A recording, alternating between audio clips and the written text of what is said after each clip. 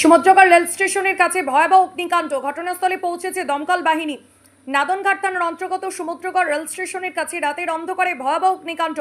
Samudragarh rail স্টেশনের কাছে rail লাইনের পাশের আবর্জনা স্তূপে হঠাৎ করে আগুন লেগে যায়।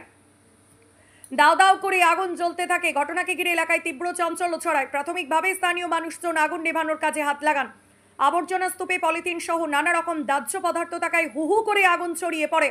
পরবর্তী সময়ে খবর পেয়ে ঘটনাস্থলে এসে পৌঁছায় নাদনঘাট থানার পুলিশ। আসে কালনার দমকলের কর্মীরা ঘটনাস্থলে এসে আগুন নেভানোর চেষ্টা শুরু করেন। জানা যাচ্ছে হঠাৎ করে আগুন লেগে যায় আবর্জনা স্তূপে। যদিও আগুন লাগার সঠিক কারণ এখনো পর্যন্ত জানা যায়নি। দমকল কর্মীরা আগুন নেভাতে আপ্রাণ চেষ্টা করছেন। রেলের ধারে যে আগুনটা লেগেছে, এই আগুনটা আসলে 6টা নাগাদ লেগেছে। আচ্ছা, তা এইখানে একটা মাঠের মতন রয়েছে, যে মাঠটা আপনার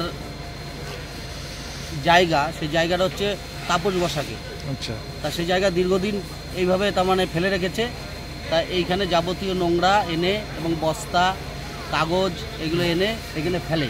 তা ফেলার পরে আমরা দীর্ঘদিন তার মানে এটা বারণও করেছি, এবং সাইডে লাগোয়া সন্তোষের গোডাউন রয়েছে এবং রাস্তার ধার দিয়ে যে বস্তাগুলো রয়েছে, তার বস্তাগুলো আমাদের এলাকার মানুষের যাতায়াতের সমস্যা, এর জন্য আমরা